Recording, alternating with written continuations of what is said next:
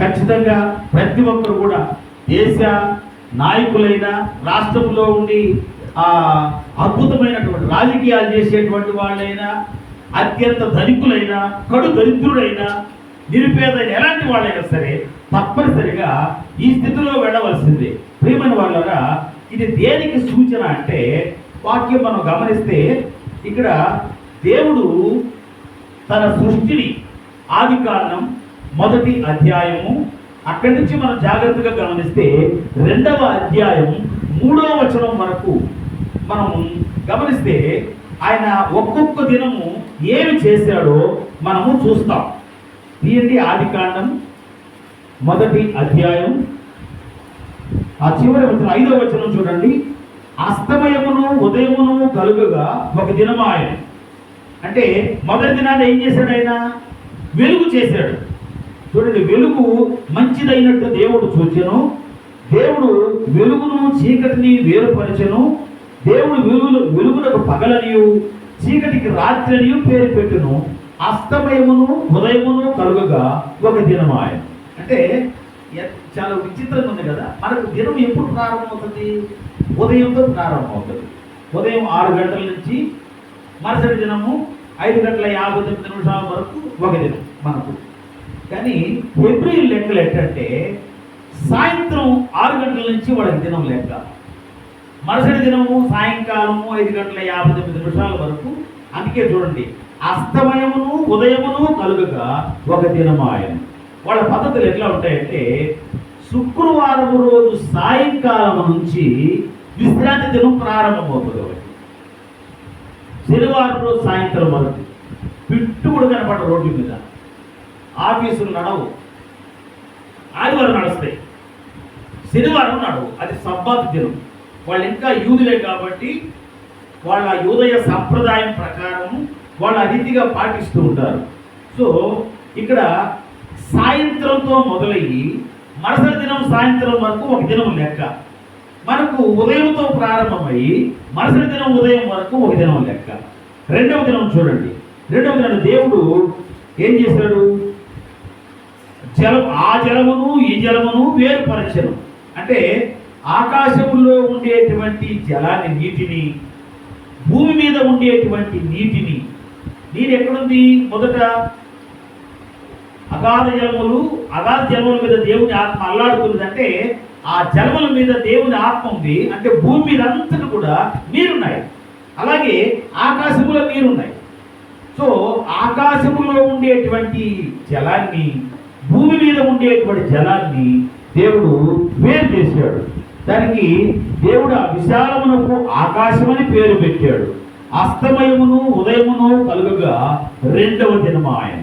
అలాగే 3వ దినం 13వ వచనం, అస్తమయమును ఉదయమును కలుగగా 3వ దినము ఆయన. ఇంకా 4వ దినం 19వ వచనం, అస్తమయమును ఉదయమును కలుగగా 4వ దినము ఆయన.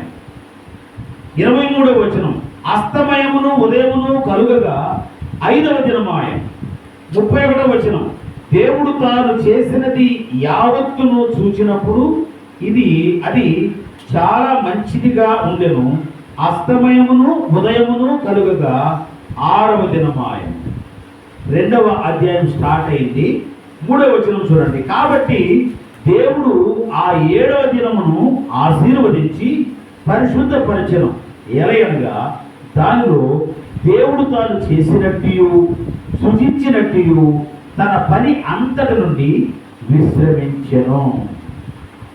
సో ఇక్కడ ఎండింగ్ లేదు దీనికి. అంటే అన్ని దినాలకు అస్తమయము ఉదయము ఉంది, సాయంకాలము ఉదయం ఉంది. దీనికి మాత్రము ఇంకా అతను నిలిచిపోయింది. ఎండింగ్ లేదు దీనికి. 7వ దినం. సో ఇక్కడ ఆయన అంటాడు, అందుకే పౌలు అంటాడు, దేవుని ప్రజలకు విశ్రాంతి నిలిచి ఉన్నది, దేవుని ప్రజలకు విశ్రాంతి నిలిచి ఉన్నది అని తెలియపరుస్తున్నాడు ఆయన. ఇంకా మనం చూస్తే ఇక్కడ పూర్వము విశ్రాంతిలో ప్రవేశించడంలో ఇశ్రాయేలీ ప్రజానీకము దేవునికి అవిధేయులై వాళ్ళు ప్రవేశించలేకపోయారు. అంటే వాగ్దాన భూమికి చేరి స్థిరపడడంలో ఆ తరం వారు విఫలమైనారని చెప్పడంలో సందేహం లేదు.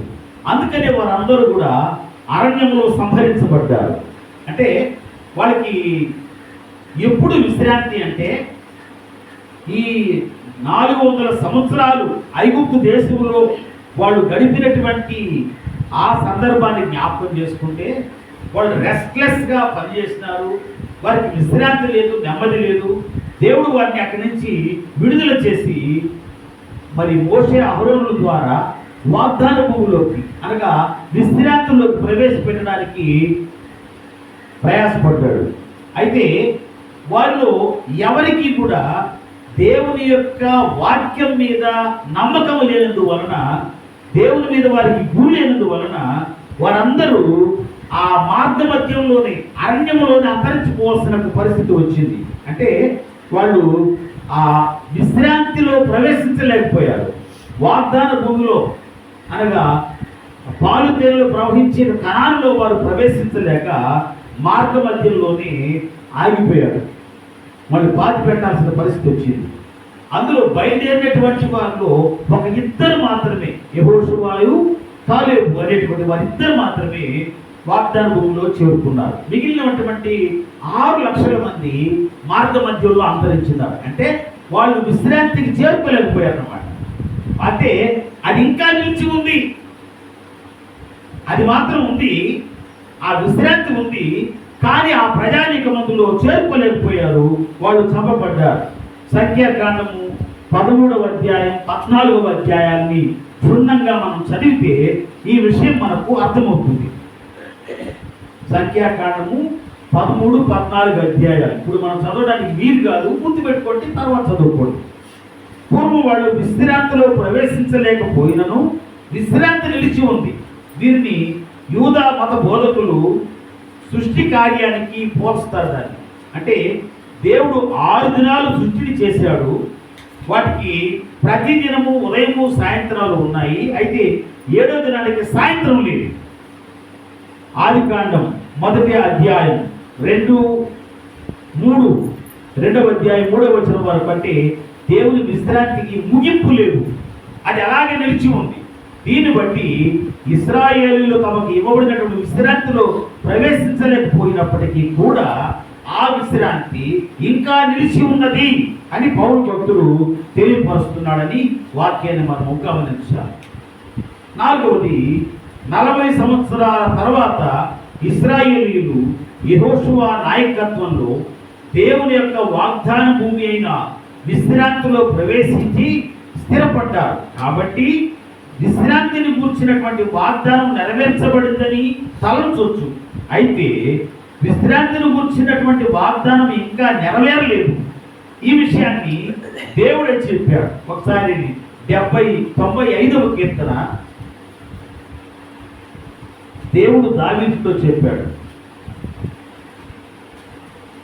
95వ కీర్తన 7-11 వచనాలు చదవండి. కీర్తన 95, 7-11 వచనాలు చదువుతారా? నమస్కారం చేసి సాగుపడుతుంది, మనం శ్రమించిన యెహోవా సన్నిధిని మోకరించదు. 95వ కీర్తన 7-11 వచనాలు చదువు. నేను మీరు ఆయన మాటను అంగీకరించిన ఎంత మేలు. అరణ్యమందు మెరిపోయేది మీరు కఠినపరుచుకున్నట్లు, మసాదినమందు మీరు కఠినపరుచుకున్నట్లు మీ హృదయములను కఠినపరుచుకున్నది కొనపడి. అసలు మీ పిల్లలు నన్ను పరీక్షించి శోధించి నా కార్యములు చూసి చూడండి. దేవుడు ఏం చెప్తున్నాడంటే దావీదుతో చెప్పాడు. ఇది జరిగిపోయిన తర్వాత కొన్ని 100 సంవత్సరాల తర్వాత ఇశ్రాయేలీయులు వాగ్దాన భూమిలో ప్రవేశించిన తర్వాత క్రీస్తుకు పూర్వం 1000వ సంవత్సరంలో దావీదు యొక్క పరిపాలన, దావీదు బ్రతుకున్నటువంటి కాలం. అప్పుడు దేవుడు దావీదుతో చెప్పినటువంటి మాట, ఈ పితరులు నన్ను నా మాటలు గుర్తించక విశ్రాంతిని కూర్చున్నటువంటి వాగ్దానం ఇంకా నెరవేరలేదని దేవుడు దావీదుతో చెప్పినటువంటి మాటలు చూస్తే వారు తమ హృదయాన్ని కఠినపరచుకొనకుండిన ఎడల దేవుని విశ్రాంతిలో ప్రవేశించి ఉండేటువంటి వాళ్ళు. అంటే వాళ్ళు కఠినపరచుకున్నందువలన, దేవుని వాక్యానికి విధేయత చూపనందువలన వారు విశ్రాంతిలో ప్రవేశించకుండా మార్గాంతంలోనే వాళ్ళు అంతమైపోయారని దేవుడు చెప్తున్నాడు దావీదుకి. సో ఇశ్రాయేలు యొక్క వాగ్దాన భూమిలో చేరిన తర్వాత కొన్ని వందల సంవత్సరాలకు దేవుడు దావీదుకు చెప్పినటువంటి మాట ఇది. దీన్ని బట్టి మనము ఏం అర్థం చేసుకోవాలి అంటే, విశ్రాంతిలో ప్రవేశించడము అంటే వాగ్దాన దేశంలో చేరడం మాత్రమే కాదు అని ఒక హెచ్చరిక ఇస్తున్నాడు ఇక్కడ దేవుడు. ప్రియమైన వాళ్ళారా, ఇంకను తమ హృదయాలను కఠినపరచుకొనకూడదని కోరుతున్నాడు. నేడు మళ్ళా ఆయన శబ్దం విని ఎడల నేడు అనేటువంటి సమయం ఉండగానే అనే మాటలు మనలను ఉద్దేశించి విశ్వాసంతో దేవుని విశ్రాంతిలో ప్రవేశించమని దీని భావం. ప్రియ దేవుని సంగమ, ఇక్కడ భక్తుడైనటువంటి పౌలు ఎబ్రీయులను ఉద్దేశించి ఈ మాటలు రాస్తూ ఒక అద్భుతమైనటువంటి విషయాన్ని, ఒకవేళ వారు వాగ్దాన భూమిలో ప్రవేశించినంత మాత్రాన అందరూ కూడా దేవుడిచ్చేటువంటి నిత్య విశ్రాంతిలో ప్రవేశించినట్లుగా కాదు. సో దేవుని యొక్క వాక్యానికి ఎవరైతే విధేయులు అవుతారో, ఎవరైతే ఆయన వాక్యాన్ని రిసీవ్ చేసుకుంటారో అలాంటి వారికి మాత్రమే ఈ ఆధిక్యత కలుగుతుంది అని మనము గ్రహించాలి. మీకు ఒక ఎగ్జాంపుల్ చెప్తాను. దేవుడు తాను చేయవలసినటువంటి కార్యాన్ని యావత్తు చేసి ముగించాడు. ఈ వాతావరణంలో రకరకాలైనటువంటి తరంగాలు ఉన్నాయి. ఒకటి టీవీ తరంగాలు ఉన్నాయి, రెండు రేడియో తరంగాలు ఉన్నాయి. కొంతమంది కోడ్ భాషలో ఒక దేశం నుంచి మరొక దేశానికి వాట్సాప్లో పంపించేటువంటి మెసేజెస్ ఉన్నాయి కదా, అవి కూడా గాలిలో ఉన్నాయి. వాతావరణంలో అన్ని నిక్షిప్తమైనవి. కొంతమంది ఆ తీవ్రవాదులు ఫలానా దగ్గర ఇంటి గంటలకు బాంబు పెట్టున్నారు, దాన్ని నువ్వు వేల్చాలి, ఈ పని చేయాలి పెట్టున్నారు, అది కూడా ఉన్నాయి. మంచి విషయాలు ఉన్నాయి, చెడ్డ విషయాలు ఉన్నాయి, అన్నీ ఉన్నాయి. కానీ దాన్ని రిసీవ్ చేసుకునేటువంటి వాళ్ళల్లో ఉండే సాధనాన్ని బట్టి గొడవైపోతాయి. మనం ఇక్కడ పెట్టుకున్నామని చెప్పేసి అన్ని రహస్యాలు మన దగ్గరకు రావు. ఇప్పుడు మనకు తిరుపతి ఆకాశవాణి కేంద్రం ఉందండి. 302 కిలోహెర్ట్జ్ పై పాటలు వస్తాయి, రకరకాల సినిమా పాటలు వస్తాయి, ప్రోగ్రామ్స్ వస్తుంటాయి, వ్యవసాయ కార్యక్రమాలు వస్తుంటాయి. తర్వాత 12 గంటలకు తెలుగులో వార్తలు వస్తాయి, సాయంత్రం 7:05 వార్తలు వస్తాయి. అయితే మన ఇంట్లో రేడియో ఉంది, బ్రహ్మాండం రేడియో ఉంది, మంచి ఫిలిప్స్ లేకపోతే మర్ఫియో ఏదో రేడియో ఉంది. వచ్చేస్తాయా? రేడియో ఉంది కదా, రావాలి కదా. ఎప్పుడు వస్తాయి? ఛానల్లో పెడితే ఆ ఛానల్ దాన్ని ట్యూన్ చేయాలి మనం. అది ఎన్ని కిలోహర్ట్జ్ మీద రిలే అవుతుందో అలా రిలే చేసినప్పుడు, మనం ట్యూన్ చేసినప్పుడు అవి మనం వినగలుగుతాం. సో దేవుడు కూడా తాను చేయవలసినటువంటి కార్యాన్ని యావత్తు చేసి ముగించినాడు. కానీ దాన్ని మనం ట్యూన్ చేసుకొని ఆయన వాక్యానికి విధేయులమైనప్పుడు, ఆ వాక్యానుసారంగా మనం జీవించినప్పుడు ఈ యాత్ర మనం ముగిస్తే ఆ నిత్య విశ్రాంతిలో మనం ప్రవేశిస్తాం. సరిపోయిన వెంటనే పరలోకానికి వెళ్ళిపోరు. అదే ఆమె చెప్పింది నిన్న, పరలోకంలో ఉన్నాడు, దేవుడితో ఉన్నాడు చెప్తే నాకు కొంచెం ఇబ్బంది కలిగింది ఆ మాట వినడానికి. చనిపోయిన వెంటనే పరలోకానికి వెళ్ళిపోరు ఎవరు కూడా. వాక్యానికి విరుద్ధం అది. అంటే పెద్ద పెద్ద ప్రవక్తలు కూడా ఇట్లా మాట్లాడితే ఇక మాట్లాడతాడు, మేము వెంట మాట్లాడాలి, ఏం చెప్పాలి దానికి? సో అది జాగ్రత్తగా, అది నేను పొరపాటు ఏదో మాట్లాడినట్టున్నారు వారు అనుకున్నాను నేను. సో చూడండి, ఇక్కడ పరిసయ్యుడు యేసుక్రీస్తు ప్రభు యొక్క జీవితంలో జరిగినటువంటి సంఘటన, అనేకమైనటువంటి గొప్ప విషయాలు పరిసయ్యులతో మాట్లాడాల్సి వచ్చింది ప్రభు. ఏంటంటే ఆయన్ని వెంబడించి, అంటే వాళ్ళకి విశ్రాంతి దినం అంటే ఏమిటో ఇశ్రాయేలీ ప్రజానీకానికి తెలిసినంతగా ప్రపంచంలో ఇంకెవ్వరికి తెలియదు. వాళ్ళు పాటించినంత నిక్కచ్చిగా నిందలు కూడా పాటించారు. మనం విశ్రాంతి దినాన ఆలయానికి రాకుండా ఎన్ని పనులనే పెట్టుకుంటాం. ఎవరు రెగ్యులర్గా వచ్చేటువంటి వాళ్ళు కొందరు ఉంటారు.